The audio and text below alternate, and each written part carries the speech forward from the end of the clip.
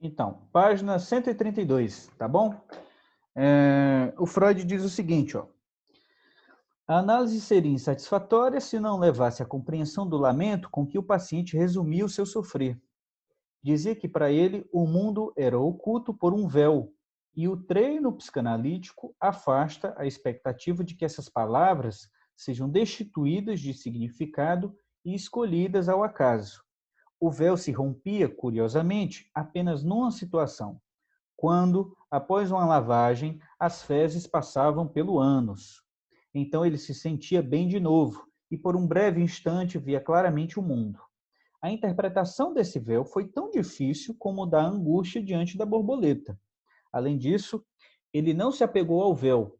Este se volatilizou depois em sentimento crepuscular, tenebrez e outras coisas impalpáveis. Então, ele insere essa história do véu, tá bom pra gente? E aí, bom, a gente empacou aqui nesse parágrafo, né? Vocês lembram aí na semana passada, nós empacamos aqui nesse Sim. parágrafo, ficamos perguntando que pô, esse negócio de véu, que não sei o quê. E aí as respostas estavam mais à frente. A gente começou, começou a ficar um pouco angustiado, mas as respostas estavam logo à frente, tá bom? Ele vai dizer o seguinte, ó. Apenas pouco antes de deixar o tratamento, ele se recordou de haver escutado que nascera com uma pélica, né? Ou é pelica? Alguém sabe a pronúncia correta? Eu estou esquecido da semana passada.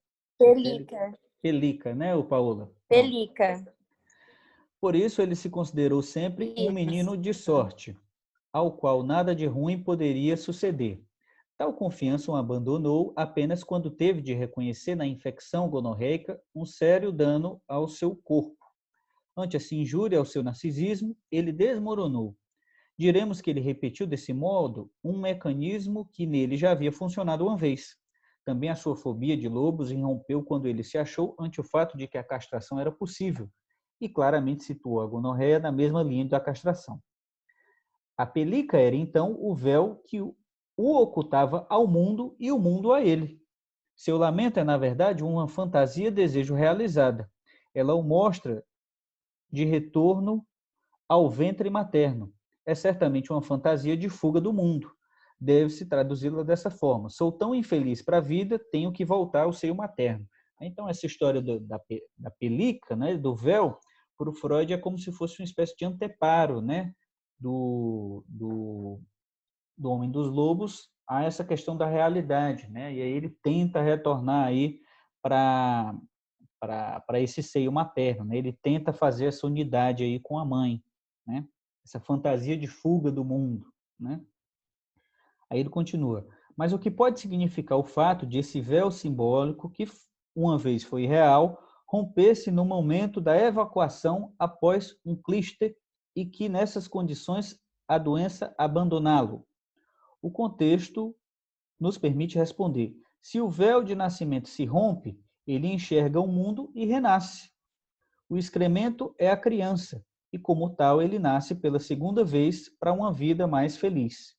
Esta seria, então, a fantasia de renascimento para a qual Jung chamou a atenção recentemente e a qual atribuiu posição dominante na vida de desejo dos neuróticos. Então, o Freud está fazendo aí essa associação, né, entre o rompimento da pelica, né, e esse desprendimento do excremento, né? Então, na hora que o excremento sai, né, ele tem, vamos dizer assim, uma espécie de fantasia de renascimento, né? Ele consegue mais uma vez sair, se desprender aí dessa primeira determinação e alcançar uma vida feliz, né? Então ele faz essa associação aqui, tá bom? Seria belo se fosse tudo, mas certos pormenores da situação e a consideração dos neuróticos, dos necessários nexos com esta particular história de vida, nos obrigam a levar a interpretação mais à frente. A condição para o renascimento é que um homem lhe aplique o clíster. Somente depois ele precisou tomar o lugar desse homem. Salvo engano, pessoal, vocês me corrijam aí, mas o clíster é essa operação de evacuação, tá bom? Essa operação artificial, né, invasiva de evacuação, correto?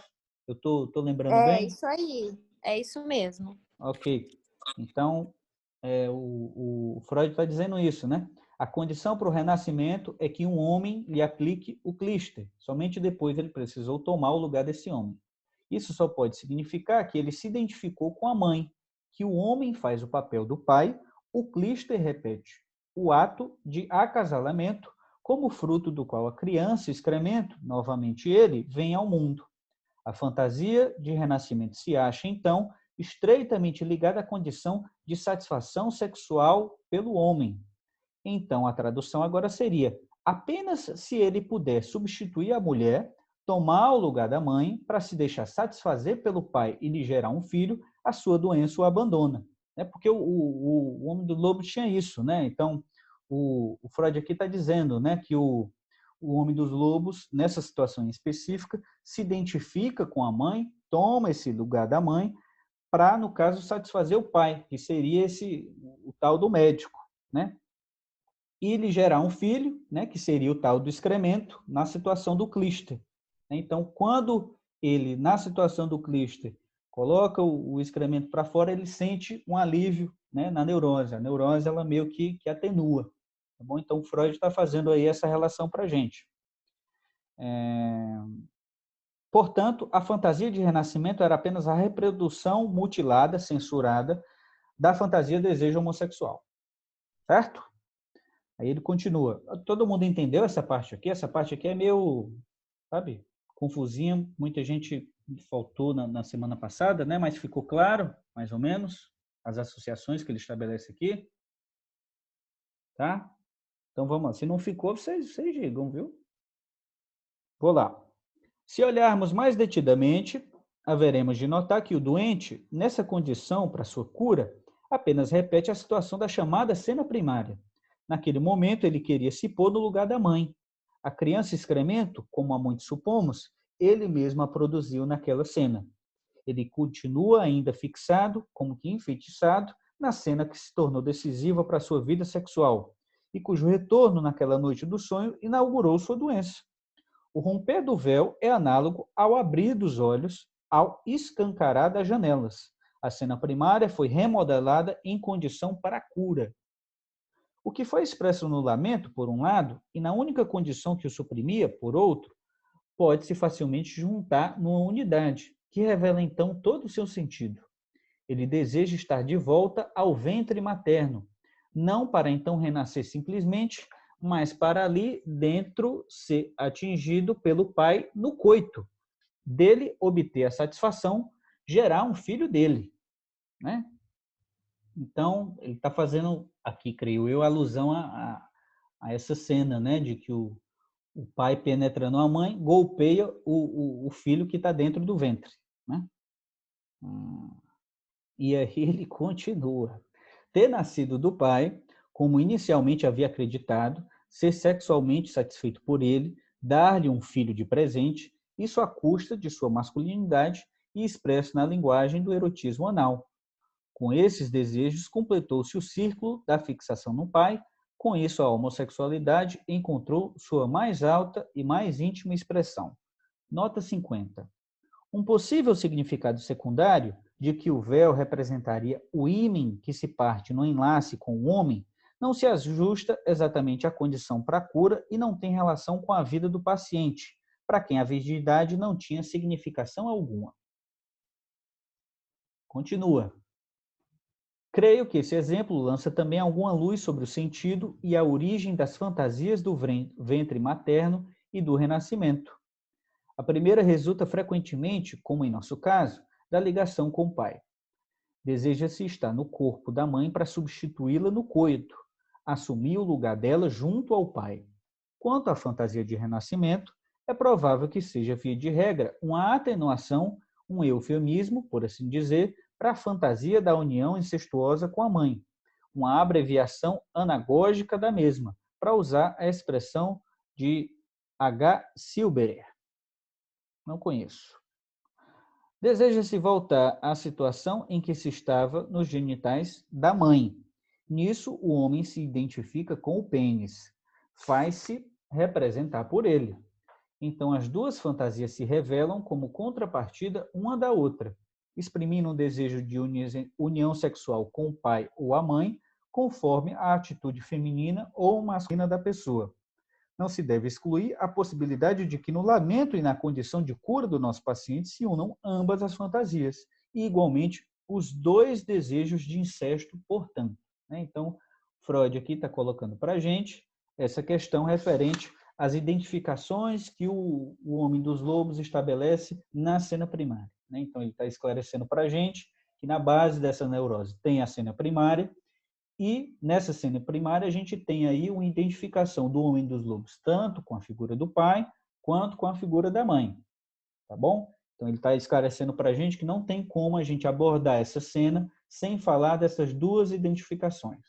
A gente não pode falar só que o Homem dos Lobos, por exemplo, ele estava identificado só com a mãe.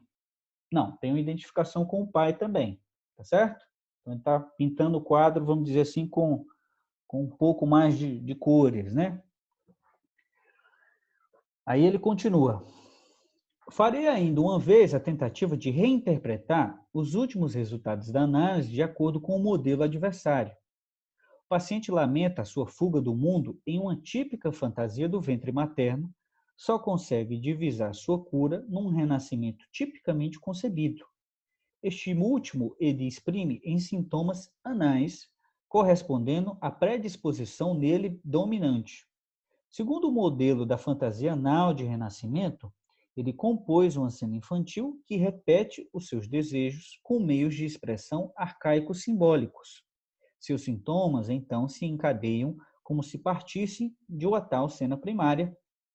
Ele teve que se decidir a refazer esse caminho de volta porque deparou com uma tarefa vital que era demasiado preguiçoso para resolver, ou porque tinha todas as razões para desconfiar de suas inferioridades e, com tais medidas, acreditava se proteger melhor do menosprezo.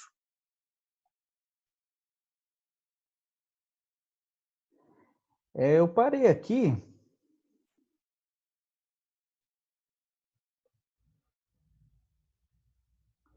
Porque o Freud fica falando nesses termos, né, de preguiçoso, né? Como se fosse algo da ordem, é quase como se fosse consciente, né? Ele fica usando esses termos. Não sei qual a sensação que vocês têm disso, né?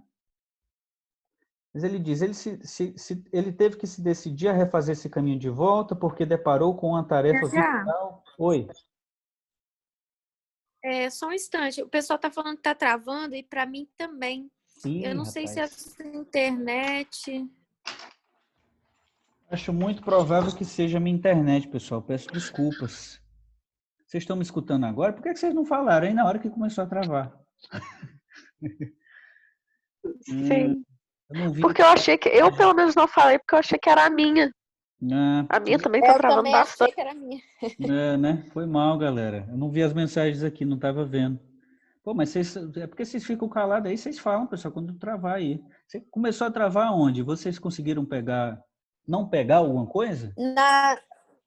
Ali naquele parágrafo, pelo menos para mim, né? Onde começa assim, farei uma tentativa final de reinterpretar. Ah, tá. Aqui é onde ele começa a fazer uma espécie de...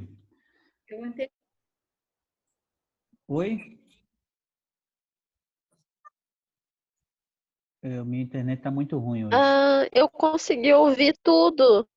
Só ficou assim, meio que travando, e às vezes ia rápido, e às vezes ia devagar, mas consegui ouvir a leitura desse parágrafo. Tá. Aqui nesse farei ainda uma vez a tentativa, né? Ele dá, vamos dizer assim, uma espécie de coordenada para aquilo que ele estava dizendo anteriormente. Faz um resumão, né, para a gente. Ó. Vou pegar de lá, certo? Farei ainda uma vez a tentativa de reinterpretar os últimos resultados da análise de acordo com o modelo adversário. O paciente lamenta a sua fuga do mundo em uma típica fantasia do ventre materno, só consegue divisar sua cura num renascimento tipicamente concebido. Este último ele exprime em sintomas anais, correspondendo à predisposição dele dominante. Segundo o modelo da fantasia anal de renascimento, ele compôs uma cena infantil que repete os seus desejos com meios de expressão arcaicos simbólicos. Seus sintomas, então, se encadeiam como se partissem de uma tal cena primária. Ele teve que se dedicar a refazer esse caminho de volta, porque deparou com uma tarefa vital que era demasiado preguiçoso para resolver, ou porque tinha todas as razões para desconfiar de suas inferioridades e, com tais medidas, acreditava se proteger melhor do menosprezo. Tá bom? Eu tinha chamado a atenção sobre essa coisa do preguiçoso, né? Porque essa tarefa vital, né, que o Freud está colocando, que o Homem dos Lobos talvez não fez porque era preguiçoso, né? Eu estava pensativo sobre isso, né? Até que ponto utilizar esse tipo de... Vocês estão me escutando? Continua bem ruim, pelo menos para mim aqui. Tá metalizando, tá aí quando você fala rápido, eu não consigo entender nada. Vamos fazer o seguinte, alguém quer assumir a leitura? Vocês assumem a leitura, alguém aí, e aí eu fico aqui, vamos dizer assim, falando um pouquinho menos, já que eu vou ler menos. Pode ser? Uhum. Vou Se desligar quiser, também o vídeo aqui. Pois lê aí, Luciana, por favor. Vou desligar o vídeo também para ver se melhora. Vocês me falem se o meu também travar, tá? Por favor. Por enquanto, eu estou te escutando bem, Luciana. Ótimo. Eu só queria fazer um comentário. Eu acho muito legal mais alto. Eu só queria comentar isso que o PH falou do preguiçoso. Essa coisa do preguiçoso pode ser entendido como uma resistência? Você acha que ele está falando aqui que ele está sendo resistente, alguma coisa assim? Eu acho que sim. Eu acho que é possível. Eu tive essa impressão também, porque no começo do texto ele ficava naquelas, né, que o Homem dos Lobos não saia do lugar, não sei o quê. Tá, só isso. Eu gosto muito vou comentar rapidinho também, eu gosto muito dessas expressões, né, assim, que aparece com essa ideia de composição, né, assim, ele compôs, né, uma cena infantil que repete os seus desejos, né, com meios de expressão arcaicos simbólicos, né, eu acho isso muito potente para o significado da própria psicanálise, né, assim, pode parecer óbvio, porque, né, vocês são da psicanálise e porque nós somos, né, sujeitos contemporâneos, então essa situação de uma certa composição pode parecer óbvia, mas esses são exatamente os rastros que vão indicando a potência do texto de Freud para marcar um lugar diferente em relação, né, à ideia de uma subjetividade anterior, né, essa ideia de compor, né, alguma coisa, né, de performar, né, de atuar, né, de processualizar, né, são termos desconhecidos, né, digamos assim, um antecedente da psicanálise, né? Acho muito legal, assim, marcar essas coisas.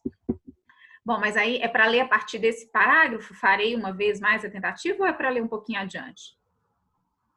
Lê do próximo, né? Isso tudo seria... Tá. Isso tudo seria muito bom se aos 4 anos o infeliz já não tivesse tido um sonho que marcou o início de sua neurose, que foi incitado pela história do alfaiate e do lobo, contada pelo avô, e cuja interpretação faz necessária a suposição de uma tal cena primária. Ante esses fatos, pequeninos, mas inacatáveis, fracassam, infelizmente, as mitigações que as teorias de Jung e Adler nos querem proporcionar. Tal como se dispõem as coisas, a fantasia de renascimento me parece, antes, um derivado da cena primária, do que esta, pelo contrário, um reflexo da fantasia de renascimento. E talvez nos seja permitido supor que, naquele tempo, 4 anos depois de nascido, o paciente era ainda jovem demais para desejar um renascimento. Mas este último argumento eu devo retirar, pois minhas próprias observações vêm demonstrar que as crianças foram subestimadas e que já não sabemos mais o que é possível esperar delas. Aí tem uma notinha aqui que diz... não é uma notinha, né, gente? É uma notona, né? Admito que essa questão é mais espinhosa que toda a teoria psicanalítica. Não necessitei das comunicações de Adler ou Jung para me ocupar criticamente da possibilidade que as vivências infantis esquecidas, vividas numa infância improvavelmente precoce, cuja existência a psicanálise afirma repousem, na verdade, em fantasias criadas em ocasiões posteriores e de que se deva ocupar a manifestação de um fator constitucional ou de uma disposição conservada filogeneticamente, sempre que se acredite achar na análise o efeito de uma tal impressão infantil. Pelo contrário, nenhuma dúvida me solicitou mais, nenhuma outra incerteza me impediu mais resolutamente de publicar a respeito disso. Fui o primeiro, algo que nenhum de meus oponentes assinalou, a dar a conhecer tanto o papel das fantasias na formação de sintomas, como fantasiar de volta para a infância, a partir de incitações tardias, e a sexualização retrospectiva da mesma. Ver a interpretação dos sonhos, capítulo 1, seção G, e observações sobre um caso de neurose obsessiva, 1909. No entanto, se me ative a concepção mais difícil, mais improvável, isso ocorreu devido a argumentos como os que o caso aqui descrito ou qualquer outra neurose infantil impõem ao pesquisador e que agora submeto aos leitores para sua decisão. É só isso mesmo? A nota de vocês também? Só isso. Só isso. Essa parte é interessante, né? Vocês lembram que lá atrás a gente tinha discutido, até por conta também de alguns comentários da camarada Luciana, né? Sobre essa história do Freud, vamos dizer assim, subestimar as crianças, né?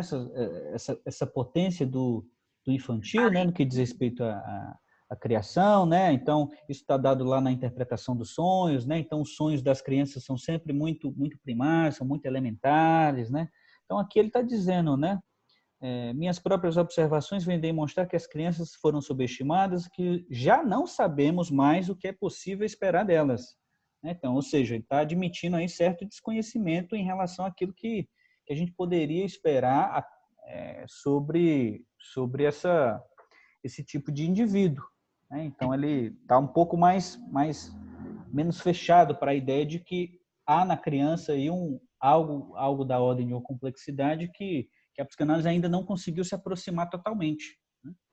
E não só isso, né, PH? Ele está falando na nota que as crianças estabelecem esse fantasiar, né? Ou seja, embora ele está dizendo que não saibamos o que se pode esperar delas, na nota ele vai dizer, ele é o primeiro a dizer que elas vão fantasiar em torno de uma ideia de recuperar, inclusive, né? De fazer uma espécie de volta. Né? Não é isso que ele está dizendo na nota?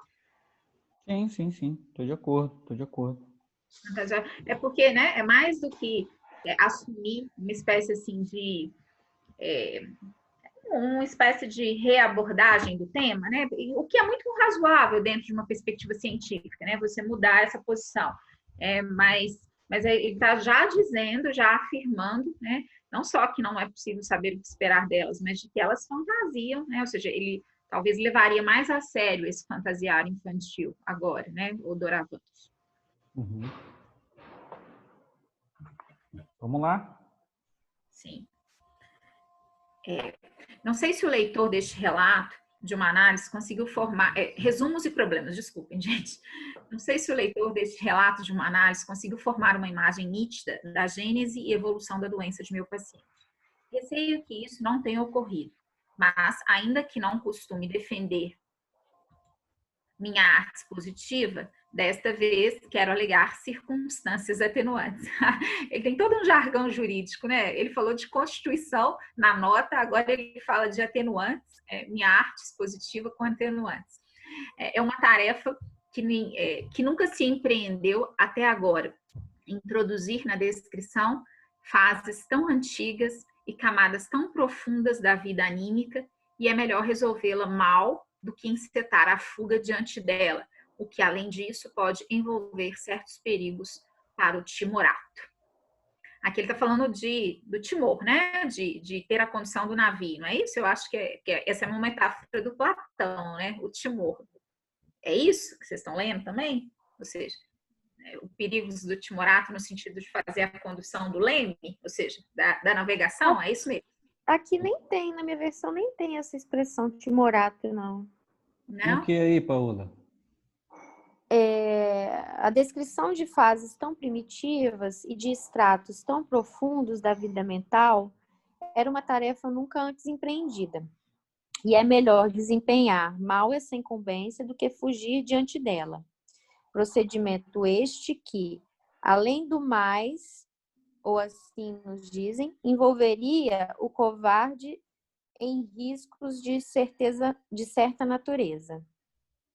Prefiro, portanto, arriscar-me com audácia e mostrar que não me permiti ser detido por um sentimento da minha própria inferioridade. Eu estou de acordo com a interpretação da camarada Luciana. Eu acho que é isso aí mesmo, viu, Luciana? Essa Eu história estou de só que... chamando a atenção que é uma linguagem metafórica aqui, né? Bem metafórica para o contexto, né?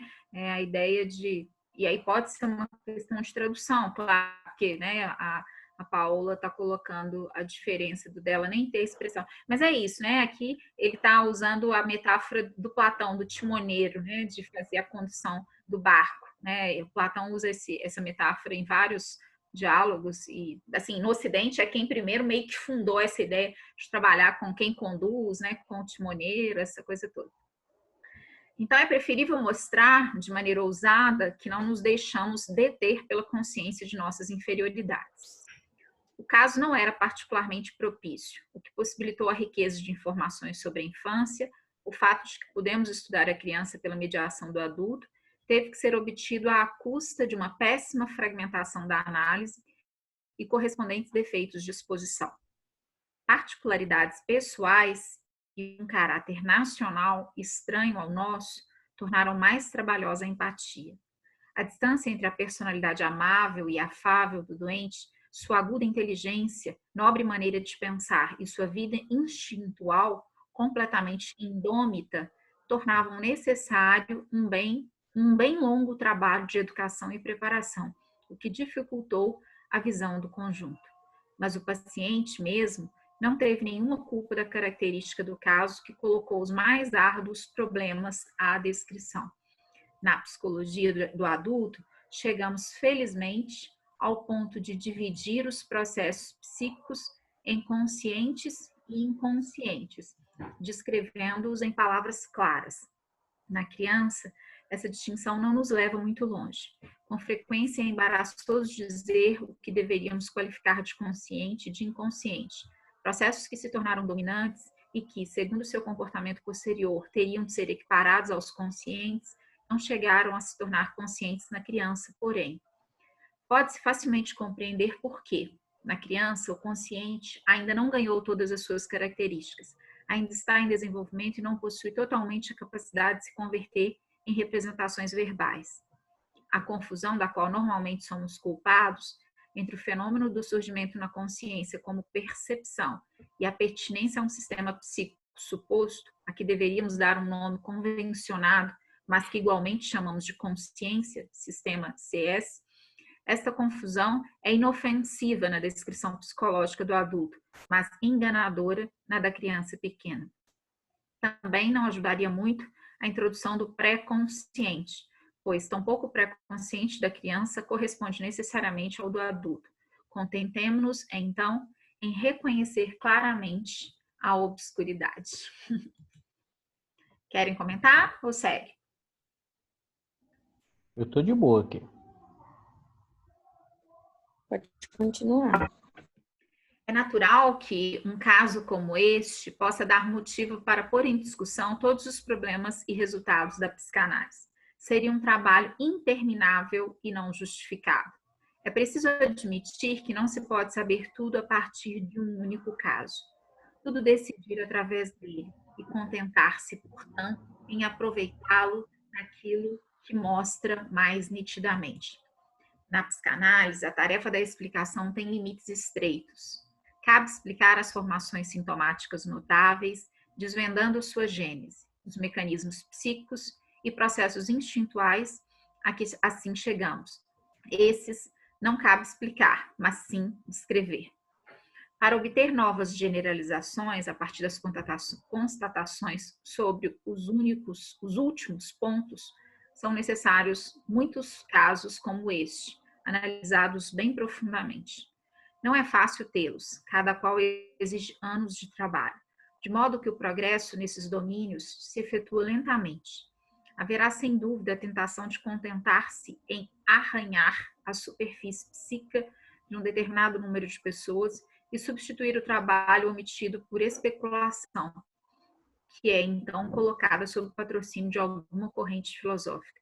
Pode-se também alegar necessidades práticas em favor desse comportamento, mas as necessidades da ciência não se satisfazem com sucedâneos. Tentarei esboçar um panorama sintético do desenvolvimento sexual do meu paciente, começando com os primeiros indícios. A primeira coisa que ouvimos dele... Só uma coisa, né, que eu acho importante marcar, Luciano, desculpa interromper, que é aparentemente, pelo menos até aqui, né, o Freud está mostrando para a gente não só as dificuldades do método dele, que ele está se propondo, né, o método de transmissão desse caso, né, como também do próprio processo de pesquisa dentro de uma análise. Está mostrando metodologicamente aquilo que o analista deveria fazer. Né? Então, ele diz aqui, né, cabe explicar as formações sintomáticas notáveis, desvendando a sua gênese. Os mecanismos psíquicos e processos instintuais a que assim chegamos, esses não cabe explicar, mas sim descrever. Então, ele está mostrando como ele constitui um saber sobre um determinado caso. Né? O que é que a gente poderia, vamos dizer assim, fazer nesse procedimento metodológico, né? E aí, anteriormente, ele estava mostrando para a gente justamente as dificuldades também de empreender algo dessa ordem, né? Com um caso tão extenso, né? Um caso tão cheio de meandros, né? Tão cheio de particularidades, né? Então, está mostrando para a gente isso. Pelo que eu estou entendendo aqui, ele vai começar, a despeito disso, né? Tentar fazer esqueminhas, né? Para a gente entender o que aconteceu, né? No caso. Vai tentar deixar mais claro ainda. Oi? Coisa. Esse texto é de que ano mesmo? É de 1900 não lembro. Deixa eu pegar aqui. 1918, né? Foi publicado em 1918, mas o caso é de 1914, né? Pelo visto. Uhum. Não, estou pensando aqui porque é mesmo todo esse movimento que a gente teve no começo do século XX, né? Para definição das ciências, né? Assim, essa exigência de definição de um método, né? De trabalhar com um aporte explicativo, né? Assim, e o Freud vai depois participar, por isso que eu perguntei a data, né? Na década de 20, né? E logo no comecinho da década de 20, que é, digamos, logo depois, então, desse texto, tem um movimento em Viena, né? Do Círculo de Viena, e ele participa apresentando, né, digamos, toda essa estratégia para definição da psicanálise como ciência, né? Então, assim, tem mesmo um debate muito rigoroso de todas as ciências, né? O Kelsen participa no direito, o Carnap participa na matemática, o Freud na psicanálise, Wittgenstein, né, participa na filosofia, um monte de gente participa para dizer exatamente desse estatuto da ciência. Então, esse tipo de explicação, uma espécie quase que tipo de discussão sobre o que é fazer ciência na primeira e na segunda década e na terceira década de 20. Né? Uma coisa que eu achei interessante nessa passagem que tu leu agora foi que no começo do texto ele fala que a gente pode aprender tudo com o caso. E agora ele já diz que não pode aprender tudo com o caso. E eu achei muito interessante isso, porque ele elenca essa coisa da experiência, né, como sendo fonte, né, do conhecimento dele, agora que ele parece que recua, né? Eu também achei muito bom isso. Ele realmente muda, né? Ele vai percebendo a processualidade do caso, a dificuldade, o que é parte da ideia de realmente o que só pode ser descrito, né? E o que pode ser explicado, né? Assim, ele realmente recua muito. Tentarei esboçar um panorama sintético do desenvolvimento sexual de meu paciente, começando com os primeiros indícios. A primeira coisa que ouvimos dele é o distúrbio do apetite, que, de acordo com outras experiências, mas com toda a reserva, eu apreenderia como resultado de um processo no âmbito sexual. Como primeira organização sexual reconhecível, tive de considerar aquela denominada canibal ou oral, em que ainda domina a cena o fato de a excitação sexual apoiar-se originalmente no instinto de alimentação. Não cabe esperar manifestações diretas dessa fase, mas apenas indícios, né, quando sobrevêm perturbações. O dano ao instinto de alimentação, que naturalmente pode ter outras causas, nos leva a atentar para o fato de que o organismo não conseguiu dominar a excitação sexual. A meta sexual dessa fase só poderia ser o canibalismo, a devoração. Ela aparece em nossos pacientes mediante a regressão de um estágio mais alto no medo de ser devorado pelo lobo. Esse medo tivemos de traduzir assim, ser possuído sexualmente pelo pai. Sabe-se que, em época bem mais adiantada, em meninas que estão na puberdade, há uma neurose que exprime a recusa sexual mediante anorexia. É lícito estabelecer sua relação com essa fase oral da vida sexual. Você quer falar, PH? Não, tô de boa aqui, tô de boa. No auge do paroxismo amoroso, se eu pudesse, te comeria de tanto amor. E no trato carinhoso com crianças pequenas, em que o próprio adulto tem gestos infantis, surge novamente a meta amorosa da organização oral. Em outra passagem, formulei a conjectura de que o pai de nosso paciente teria usado um insulto afetuoso. Teria brincado de lobo ou de cão com o pequeno e ameaçado comê-lo de brincadeira. Na página 32. Tal suposição foi confirmada pela singular conduta do paciente na transferência. Toda vez que, ante as dificuldades do tratamento, ele se refugiava na transferência, ameaçava com a devoração e depois com todos os maus tratos possíveis, o que era apenas expressão de carinho. A linguagem corrente guardou algumas marcas dessa fase sexual oral. Ela fala de um objeto de amor gostoso, chama de doce a amada. Recordamos que o nosso pequeno paciente só queria comer coisas doces. Nos sonhos, guloseimas e bombons representam habitualmente carícias, satisfações sexuais.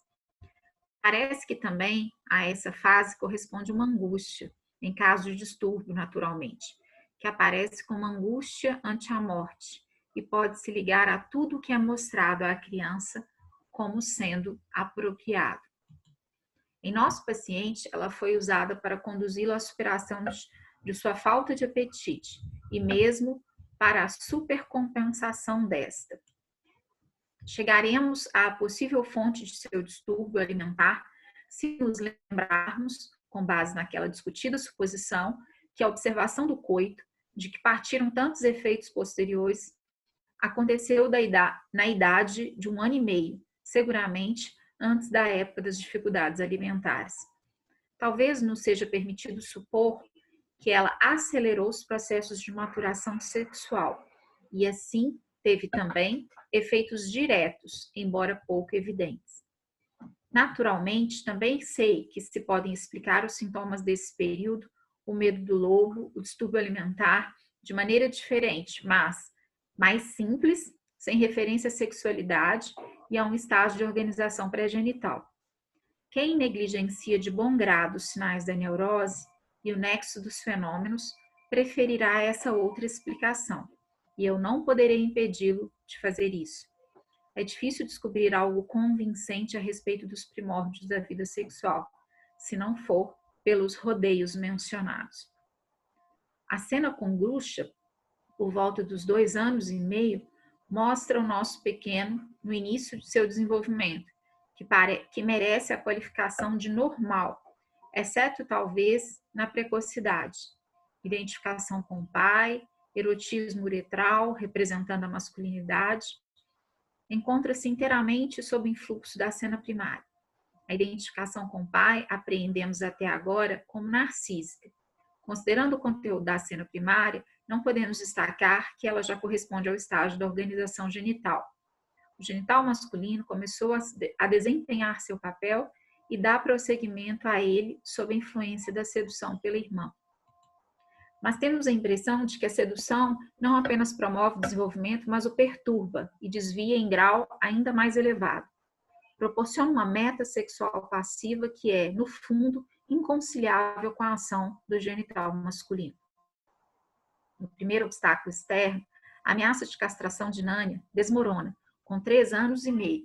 A organização genital, ainda receosa, e regride ao estágio precedente, o da organização sádico-anal, que, de outra forma, talvez passasse com leves sinais, como em outras crianças. Na organização sádico-anal, se reconhece facilmente uma continuação e desenvolvimento da oral. A violenta atividade muscular sobre o objeto que a distingue tem seu lugar como ação preparatória para o comer, que deixa de existir como meta sexual. O ato preparatório se torna uma meta autônoma. A novidade em relação ao estágio anterior consiste essencialmente em que o órgão acolhedor passivo, separado da zona bucal, se desenvolve na zona anal. Aqui se insinuam paralelos biológicos, ou a concepção das organizações pré-genitais humanas como resíduos e estruturas que são mantidas em algumas classes de animais. É igualmente característica desse estágio a constituição do instinto de investigação a partir de seus componentes. O erotismo anal não se faz notar particularmente. Sob influência do sadismo, o excremento trocou sua significação carinhosa pela ofensiva. Na transformação do sadismo em masoquismo, intervém um sentimento de culpa, que aponta para processo de desenvolvimento em outras esferas que não sexual. A sedução prolonga sua influência na medida em que mantém a passividade da meta sexual. Só um segundo que eu... Desculpa. Claro, peça, por favor. Porque eu não tinha visto ainda ele falando disso aqui, pessoal. É por isso que eu chamo a atenção. Tem umas coisas que eu nunca vi ele dizendo, e aí quando eu vejo, eu gosto de marcar, porque a gente sabe que o Freud, ele concebe, vamos dizer assim, uma espécie de desenvolvimento das fases da sexualidade, né? Então, a gente tem uma espécie de escalonamento aí, né? A gente tem primeiro aí a fase oral, né? Depois a anal, blá, blá. Tem todo aquele rolê que a gente conhece. Eu nunca tinha visto, no entanto, o Freud dizer textualmente, de forma clara, assim, que essa passagem, vamos dizer assim, da zona oral para a zona anal encontraria paralelos biológicos, né? Na medida em que nos animais a gente encontraria, vamos dizer, o mesmo tipo de organização, né? Então ele aproxima aí esse desenvolvimento, né? Que ele está colocando aqui, dessa passagem da zona oral para anal, com essas características dos animais, né? Então, ele diz, né? Aqui se insinuam paralelos biológicos ou a concepção das organizações pré-genitais humanas como resíduos de estruturas que são mantidas em algumas classes de animais, né? Então, assim, nunca tinha visto ele falando dessa forma, assim, sobre esse tema. Então, me chamou a atenção. Uhum. Obrigada por dizer, né? Porque a gente vai anotando aqui. Vamos junto. O erotismo anal não se faz notar particularmente. Sob influência do sadismo, o excremento trocou sua significação carinhosa pela ofensiva. Na transformação do sadismo em masoquismo, intervém um sentimento de culpa que aponta para processos de desenvolvimento em outras esferas que não a sexual. A sedução prolonga sua influência na medida em que mantém a passividade da meta sexual. Ela agora transforma uma boa porção do sadismo em sua contrapartida passiva, o masoquismo. É discutível que se possa imputar inteiramente à sedução a característica da passividade, pois a reação do bebê de 1 ano e meio à observação do coito já era predominantemente passiva. A coexcitação sexual manifestou-se numa evacuação, na qual, de todo modo, há que se distinguir também sua participação ativa. Ao lado do masoquismo, que domina a sua tendência sexual e se manifesta em fantasias, também o sadismo continua a existir e se ocupa de pequenos animais. Sua pesquisa sexual começou a partir da sedução, atacando essencialmente 2 problemas: a origem dos bebês e a possibilidade de perder o órgão genital, e entrelaçando-se às manifestações de seus impulsos instintuais. Ela dirige suas inclinações sádicas aos pequenos animais, como representações das crianças pequenas. Conduzimos a descrição até a proximidade do quarto aniversário, momento em que o sonho faz agir a posteriori à observação, feito com 1 ano e meio do coito. Os processos que então ocorrem não podem apreender totalmente nem descrever suficientemente. A ativação da imagem, que devido a um maior desenvolvimento intelectual pode ser entendida, atua como um acontecimento fresco, mas também como um novo trauma, uma interferência alheia análoga à sedução. A organização genital desmantelada é restabelecida de uma só vez, mas o progresso efetuado no sonho não pode ser mantido, ou não pôde, né? Não sei. Ocorre antes por um processo que podemos equiparar somente a uma repressão, a rejeição da coisa nova e sua substituição por uma fobia. Querem comentar? Não? Portanto, a organização sádico-anal subsiste também na fase de fobia de um animal, que então começa, mas fenômenos de angústia se acham a ela mesclados. A criança persiste nas ocupações sádicas e masoquistas, porém reage com angústia a uma parte delas. A conversão do sadismo em seu oposto provavelmente continua. Da análise do sonho angustiante, concluímos que a repressão está ligada ao conhecimento da castração. O novo é recusado porque sua aceitação custaria o pênis. Uma reflexão mais cuidadosa permite reconhecer talvez o seguinte: o que é reprimido é a atitude homossexual no sentido genital, que se formara sob a influência do conhecimento, mas ela permanece então conservada, constituída como uma camada mais profunda e interditada. O motor dessa repressão parece ser a masculinidade narcísica do genital, que entra num conflito, há muito preparado com a passividade da meta sexual homossexual. A repressão é, então, consequência da masculinidade. Isso haveria a tentação de mudar uma parcela da teoria psicanalítica, pois se tem como óbvio que é do conflito entre tendências masculinas e femininas, ou seja, da bissexualidade, que provém a repressão e a formação de neurose. Mas essa concepção tem lacunas. Das duas tendências sexuais conflitantes, uma é conforme ao eu, a outra fere o interesse narcísico. Por isso, sucumbe à repressão. Nesse caso, é também o eu que desencadeia a repressão em favor de uma das tendências sexuais. Em outros casos, não existe um tal conflito entre masculinidade e feminilidade. Há apenas uma tendência sexual que requer aceitação, mas vai de encontro a certos poderes do eu, e por isso é ela mesma afastada. Bem mais frequentes que conflitos no interior da sexualidade são os outros, os que ocorrem entre a sexualidade e as tendências morais do eu. Um tal conflito moral não existe em nosso caso. Pôr a ênfase na bissexualidade como motivo da repressão seria muito estreito, portanto, pô-la no conflito entre o eu e as tendências sexuais, libido, cobre todas as ocorrências. A teoria do protesto masculino, tal como Adler a desenvolveu, pode-se objetar que, de modo algum, a repressão toma sempre o partido da masculinidade e atinge a feminilidade. Em categorias inteiras de casos, é a masculinidade que tem de sofrer a repressão por parte do eu. Além disso, uma apreciação mais justa do protesto. Claro. Alguém sabe o que é esse protesto que ele está colocando aqui? Protesto masculino? Eu nunca estudei Adler, então eu só me lembro que o Adler é o que falava lá da história da compensação, né? Tinha uma história assim que, mas assim, não consigo falar nada sobre isso não. Alguém tem conhecimento? Não tenho conhecimento de Adler também, não. Vou googlar.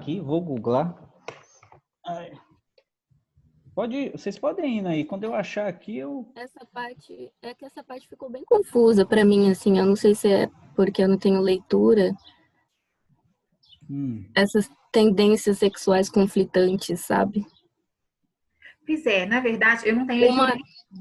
Uma é conforme o eu e outra interfere no narcísico, por isso como é repressão, não entendi muito bem.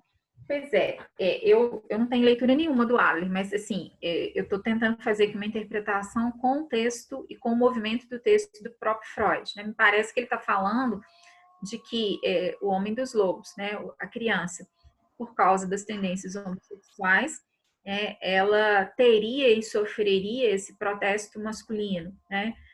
De maneira que esse protesto, né, digamos assim, supostamente seria uma espécie de uma tentativa externa, talvez, né? Não sei se é bem isso que o conjunto da ópera vai dizer aí a partir dessa ideia de composição do eu, né? Atuaria sobre essa tendência. Então, assim, haveria uma resistência em função desse embate, né, entre um protesto masculino relacionado a essa, digamos assim, essas tendências morais, né, do eu, esse conflito moral que ele está colocando, né? Então, assim, entre essa masculinidade, né, e essa tendência homossexual, né? Bom, isso é o que eu estou interpretando a partir dos elementos do próprio texto, né, de que a gente tem uma criança que o Freud está interpretando a partir da ideia de homossexualidade e que, como tal, estaria dando mostras, né, digamos assim, de todas essas repressões e de todas esses conflitos com as tendências morais do eu, né? E aí ele está falando um pouco do que significa isso do ponto de vista da ideia de uma repressão, né, digamos assim, masculina, né?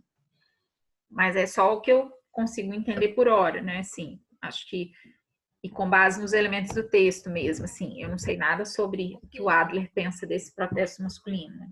Eu dei um Google aqui, pessoal. O protesto masculino é a sugestão de que as mulheres rejeitam uma identidade feminina a fim de serem valorizadas e remuneradas da mesma forma que os homens. Nos homens, é tipicamente expresso como um complexo de superioridade. Adler propôs o conceito de complexo de inferioridade, que é quando os indivíduos compensam sentimentos de que eles são menores ou não tão bons quanto os outros, agindo de uma forma que lhes dá uma aparência de superioridade. De acordo com a teoria do protesto masculino, mulheres são tipicamente desvalorizadas em relação aos homens em muitas áreas da sociedade, como a estigmatização de ter um bebê menina em vez de um menino, mulheres que recebem menos para fazer o menos trabalho que um homem, e a pressão para parecer ou agir de determinada maneira que é considerada culturalmente apropriada. Uma mulher que está participando do protesto masculino essencialmente rejeita essas normas socialmente construídas e se recusa a participar de coisas que são consideradas femininas. Os homens também podem ser influenciados pela proeminência de uma cultura masculina e participaram do protesto masculino em si. Nos homens, um protesto masculino normalmente se manifesta como um complexo de superioridade que é usado para esconder sentimentos de inferioridade por comportamentos grandiosos de ser melhor e superior aos outros. É o uso de uma mentalidade eu sou melhor que você, a fim de esconder os sentimentos desagradáveis ou angústia emocional de sentir-se inferior e inadequado. Então é por aí. Mas vamos ver o que ele vai dizer em seguida, né? Vamos. Porque o camarada Caroline, quando ele fala aqui dessa ambivalência, né? Ele está dizendo, isso está desde os 3 ensaios, né? A história de que a gente encontraria esses elementos masculinos e femininos na sexualidade. A gente teria essa bissexualidade, né? O caso aqui para o Freud, um desses polos, vamos dizer assim, seria recalcado, né? No processo aí de advento aí de algo da ordem de uma posição do indivíduo, né? Então, um desses elementos seria recalcado, o que não quer dizer que ele, vamos dizer assim, não continuaria operando, né? Ele operaria a nível inconsciente, vamos dizer assim. Então, funciona mais ou menos... Oi. No caso do homem, é porque anteriormente ele fala da posição homossexual, né? E aqui ele já vem com a bissexualidade. E a homossexualidade seria ligada ao papel da mãe também, mas aí depois ele volta e fala que ele também se identifica com o pai. Sim. É por isso que tem a ver com o andamento do caso, então. Sim. Tô de acordo. Tô de acordo. Ele tá meio que recuando, então, né? De novo. Desenvolvendo outra coisa. Não sei se é exatamente um recuo. Para mim é como se fosse uma espécie de complemento para a ideia, né? Não sei se seria um recuo. Eu entendo que essa dimensão da bissexualidade ela está colocada para ele desde sempre. Ele não abandona isso, né? Esse conflito, vamos dizer assim, né? Então é tanto que ele fala do eu aqui, né? Porque dentro dessa perspectiva moral, né? Então o eu poderia impor justamente uma espécie de repressão, né? Nesses ditames, nessas pulsões homossexuais e tal, porque, enfim, isso geraria um conflito, mas isso estaria dado sempre, né? Então, quer dizer, quando o Freud vai lá para os textos da transferência, né? O que é que ele vai dizer? Quando ele vai falar da transferência positiva, ele vai dizer mais ou menos o seguinte: olha, pessoal, vamos considerar aqui, isso aqui eu dando uma bela pincelada, né? O Freud não fala assim não, mas pincelando é mais ou menos como se ele estivesse dizendo o seguinte: olha, pessoal, vamos considerar aqui o sentimento de amizade. Então, dentro de um ponto de vista superficial, dentro de um ponto de vista, vamos dizer assim, mais elementar, a gente acha que essa amizade, ela, vamos dizer assim, ela é a coisa mais pura possível, né? Ela é a coisa mais elementar possível, né? Ela não tem nada a ver com sexualidade, né? Só que o que acontece? Se a gente for para o nível inconsciente, a gente vai descobrir nessa amizade entre homens, por exemplo, elementos homossexuais, né? A gente está encontrando aí fundamentos sexualizados para esse tipo de investimento. Ou seja, a gente não tem como considerar um indivíduo que está totalmente colocado em uma norma que seja essencialmente só masculina ou essencialmente só feminina. A gente tem uma constituição de um indivíduo que está sempre passeando aí por essa bissexualidade, né? Então, ela se expressa em uma série de momentos. Ele dá até aquele exemplo, né, das cartas que as amigas mandam umas para as outras, né? Que eu acho que ilustra bastante isso, né? O ciúme do namorado, né? Sim, é A por amiga aí. com ciúme do namorado. É por aí, né? Então, ele vai falar disso, por exemplo, no caso do Schreber, né? Que é um caso que eu não gosto muito, mas no caso do Schreber está lá, ele vai mostrar que existe no ciúme tem a questão da homossexualidade, né?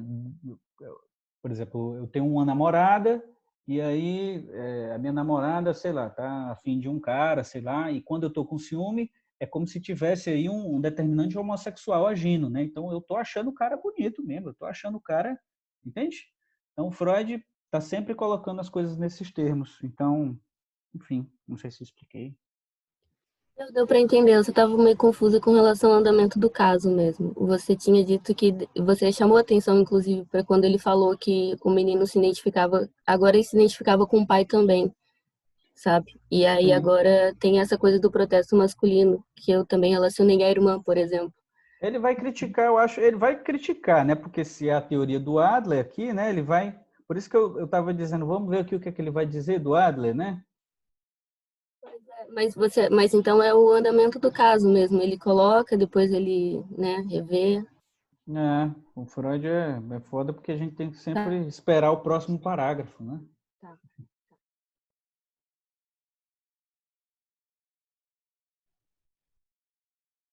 Camarada Luciana, vai aí? Você está mutada, camarada Luciana. Pronto, agora sim, abri, né? A teoria do protesto masculino, tal como Adler a desenvolveu, pode-se objetar que, de modo algum, a repressão toma sempre o partido da masculinidade e atinge a feminilidade. Em categorias inteiras de casos, é a masculinidade que tem de sofrer a repressão por parte do eu. Além disso, uma apreciação mais justa do processo de repressão, em nosso caso, retiraria à masculinidade narcísica a significação de um motivo único. A atitude homossexual, que surge durante o sonho, é tão intensa que o eu da pequena criatura fracassa em dominá-la e dela se defende pelo processo de repressão. Para ajudá-lo nesse propósito, é convocada a masculinidade narcísica do genital, que é oposta àquela atitude. Apenas para evitar mal-entendidos, deve-se dizer que todos os impulsos narcísicos atuam a partir do eu e permanecem no eu, e as repressões são dirigidas contra investimentos de objetos libidinais. Passemos agora do processo de repressão, que talvez não tenhamos conseguido dominar por inteiro, para o estado que se produz no despertar do sonho. Se realmente a masculinidade tivesse triunfado sobre a homossexualidade, feminilidade, no processo do sonho, teríamos de encontrar dominante uma tendência sexual ativa de caráter marcadamente masculino. O que está fora de questão, o essencial da organização sexual não mudou. A fase sádico-anal prossegue, continuou dominante. A vitória da masculinidade se mostra apenas no fato de que, então, ele reagir com angústia às metas sexuais passivas da organização dominante, que são masoquistas, mas não femininas. Não há um impulso sexual masculino vitorioso, mas apenas um impulso passivo e uma rebelião contra ele. Posso imaginar? Aqui ele está mostrando para a gente, né, o quanto essa organização da sexualidade do homem dos lobos, na verdade, não tem nada aí de propriamente ativa, né, de propriamente organizada a partir dessa norma que ele está chamando de ativa, né? Então, todas as ocorrências aí apontam para outra hipótese, né? Não há um impulso sexual masculino vitorioso, mas apenas um impulso passivo e uma rebelião contra ele, né? Não, nem feminina nem masculina. Oi? Não, nem feminina nem masculina. Por que você está dizendo isso? Você está mutada. Porque aqui, deixa eu ler de novo. Vamos lá. Ele fala que são masoquistas não femininas, né? Mas Sim. ele também não há um impulso sexual masculino vitorioso, mas apenas um impulso passivo. Só que a passividade para ele está ligada ao feminino, né? E aí uma rebelião contra ele. Estou entendendo o raciocínio que você está construindo. Mas eu não. É porque ele diz, ó, a vitória da masculinidade se mostra apenas no fato de então ele reagir com angústia às metas sexuais passivas da organização dominante, que são masoquistas, mas não femininas. Não há um impulso sexual masculino vitorioso, mas apenas um impulso passivo e uma rebelião contra ele. Eu não diria que seria uma espécie de abolição da ideia de feminilidade e masculinidade no que diz respeito à compreensão do caso, ou da posição do homem dos lobos, porque senão ele seria o quê? O Freud está todo o tempo trabalhando com esses pares, né? Então eles estão se complementando, tem uma sobreposição deles, alguns em determinados casos estão mais proeminentes que outros, né? Então não tem como ele sair disso, sabe? Você está escutando? Está travado aqui para mim, eu não sei se a minha internet está ruim. A gente está travada. Mas é isso, né? Ouvindo, PH, tá perfeito. Né? Porque, vamos lá, vamos tentar retomar o parágrafo, né? Passemos agora do processo de repressão, que talvez não tenhamos conseguido dominar por inteiro, para o estado que se produz no despertar do sonho. Se realmente a masculinidade tivesse triunfado sobre a homossexualidade, feminilidade, ok, ele está juntando as duas coisas, né? Homossexualidade com feminilidade. A camarada saiu mesmo, acho que a internet dela travou. Se realmente a masculinidade tivesse triunfado sobre a homossexualidade, feminilidade, no processo do sonho, teríamos de encontrar dominante uma tendência sexual ativa de caráter marcadamente masculino, né? O que está fora de questão. O essencial da organização sexual não mudou. A fase sádico-anal prossegue, continuou dominante. Então, apesar de todos os esforços aí do homem dos lobos, não deu para colocar, vamos dizer assim, de lado essa dominância desses aspectos femininos na organização da sexualidade dele. Ele tentou a todo custo aí, né? Tentou, você não acha que é consciente, né? Não é tentou a nível consciente, mas estava ali colocado toda uma dinâmica, né? Estava colocado ali toda uma dinâmica para reprimir isso, né? Só que não foi esse projeto não foi levado a último termo, né? Então ele continua. A vitória da masculinidade se mostra apenas no fato de então ele reagir com angústia às metas sexuais passivas da organização dominante, que são masoquistas, mas não femininas. Não há um impulso sexual masculino vitorioso, mas apenas um impulso passivo e uma rebelião contra ele. Então, para mim, é como se ele estivesse dizendo que essa feminilidade está colocada em papel de dominância dentro do caso, esses aspectos propriamente passivos. Então, É como também. Vamos lá. Posso imaginar que dificuldades reserva para o leitor a aguda separação inusitada, mas indispensável, entre ativo masculino e passivo feminino, e, portanto, não evitarei repetições. O estado após o sonho pode, então, ser descrito da seguinte maneira. As tendências sexuais foram cindidas. No inconsciente alcançou-se o estágio da organização genital e constituiu-se uma intensa homossexualidade.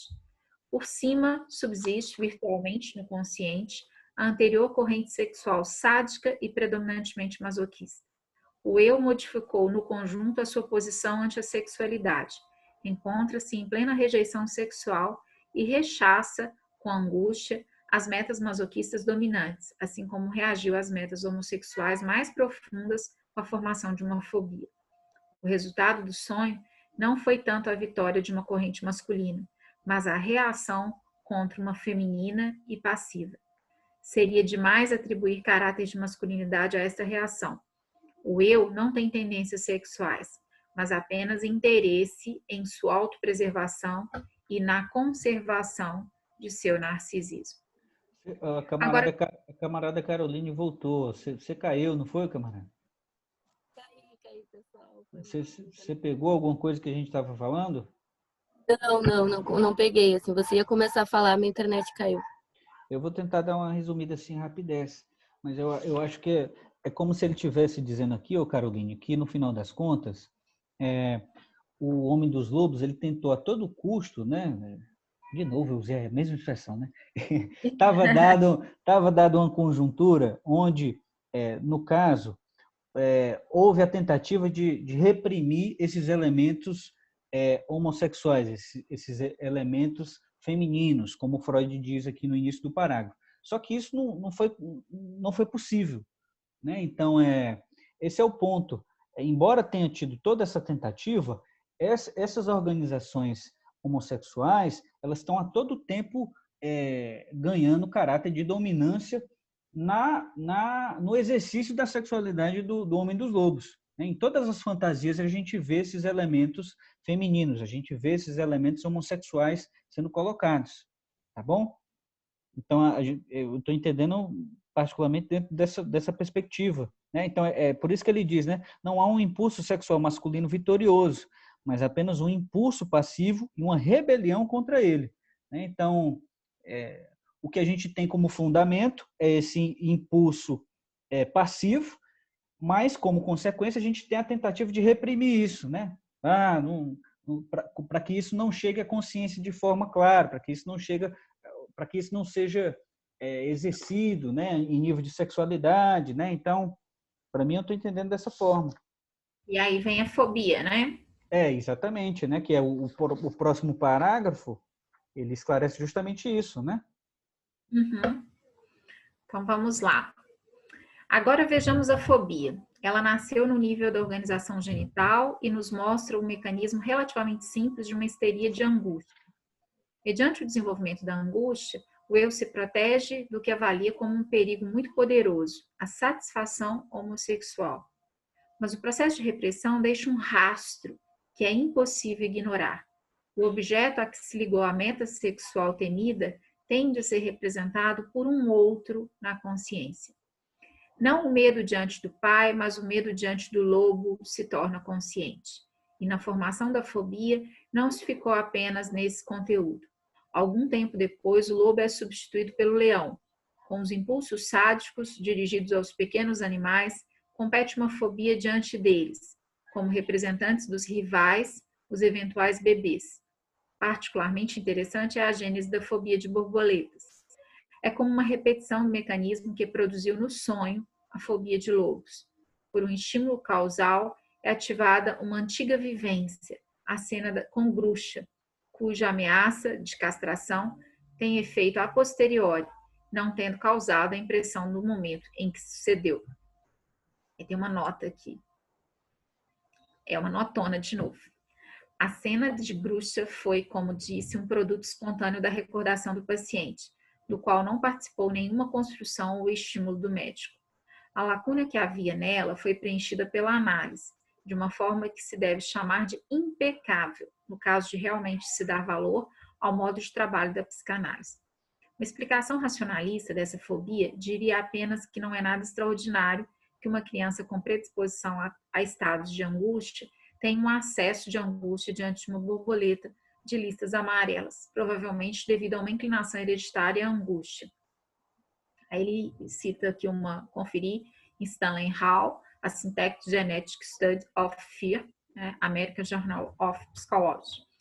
Na ignorância desta causa, ele buscaria um nexo infantil para essa angústia, utilizando o acaso da igualdade dos nomes e da recorrência das listas para construir a fantasia de uma aventura com a babá, de que ainda se lembra. Mas quando as coisas secundárias do acontecimento em si anódido, a limpeza, o balde, a vassoura, mostram possuir na vida posterior do indivíduo o poder de determinar de maneira duradoura e obsessiva a sua escolha de objeto, então a fobia da borboleta adquire uma significação incompreensível. A situação resulta ao menos tão singular como a que defendo, e desaparece o ganho que se teria na concepção racionalista dessa cena. A cena de bruxa torna-se, então, particularmente valiosa para nós, pois com ela podemos preparar nosso juízo sobre a cena primária, em relação à qual há menos certeza. Né? Aqui ele está se defendendo aí de possíveis contrapontos, né? Então, quer dizer, ele está mais ou menos dizendo assim, né? Olha, a galera poderia, por exemplo, tentar interpretar aí essa fobia das borboletas a partir de acontecimentos, vamos dizer assim, casuais, né? Então, e a partir também de certa hereditariedade da angústia, né? Não, eu estou mostrando aqui que existe nessa cena da bruxa uma série de determinantes que vão se repetir posteriormente no caso do Homem dos Lobos, na escolha de objeto dele, né? Essa história de ir atrás de mulheres incultas, né? Então, mulheres em posição menor que a dele, né? Essa coisa aí das listas, né? Então, tudo isso entra na consideração do Freud como determinante para o estabelecimento da cena, né? Da cena. E é engraçado isso, porque ele fala dessa outra hipótese, que seria racionalista, né? Mas ele estava justamente mostrando para a gente uma razão nessa fobia. Né? Ele está mostrando justamente um processo aí que a gente pode considerar como não destituído de lógica. Né? Não, tem uma determinada lógica para essa fobia se constituir. A chave de leitura para isso seria essa cena com a bruxa. Né? Uhum. E está no jogo dos efeitos, né? Da ideia de repressão, dessa ideia de protesto masculino, né? Me parece que essa ideia da fobia entra também como uma espécie de relação de efeitualidade, né? Ele passa a ter essa fobia em função disso também, né? Uhum. Pode seguir? Mais um parágrafo? Já deu horário? Vamos só mais um, são 2 minutinhos, vamos só mais um, para ver o que acontece. Pode-se dizer que a angústia que entra na formação dessas fobias é a angústia de castração. Essa afirmação não contradiz a concepção de que a angústia tem origem na repressão da libido homossexual. Os dois modos de expressão se referem ao mesmo processo, de que o eu retira libido do impulso de desejo homossexual, que é, então, convertida em angústia livremente suspensa e pode se ligar a fobias. No primeiro modo de expressão, designou-se também um motivo que impede o eu? Vai seguir ou Ah, pessoal parar? será que... Acho que já deu, né, pessoal? Vamos... Deixa eu ver Vamos se eu parar. apareço aqui. A gente Eu para vou anotar. aqui. A expressão é olhando-se mais de perto. Eu acho que a gente está se aproximando aí para o final. Talvez no próximo encontro a gente finalize, né, pessoal? Sim, Porque Provavelmente. faltam no quinto- só umas 10 páginas. Ela ainda tá rápido, né? Como é? Tá bom. Sim, eu acho que semana que vem já dá para terminar. no A quinto gente... eu estou dizendo que nós já lemos 77%. Faltam 23% da obra. Ótimo, ótimo. Ah, Né? no Kindle tem essa informação, né?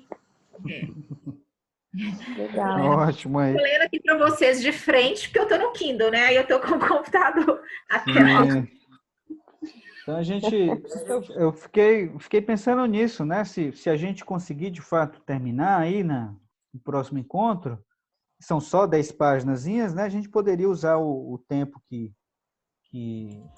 provavelmente sobrará para a gente discutir um pouco a impressão de vocês do caso, né?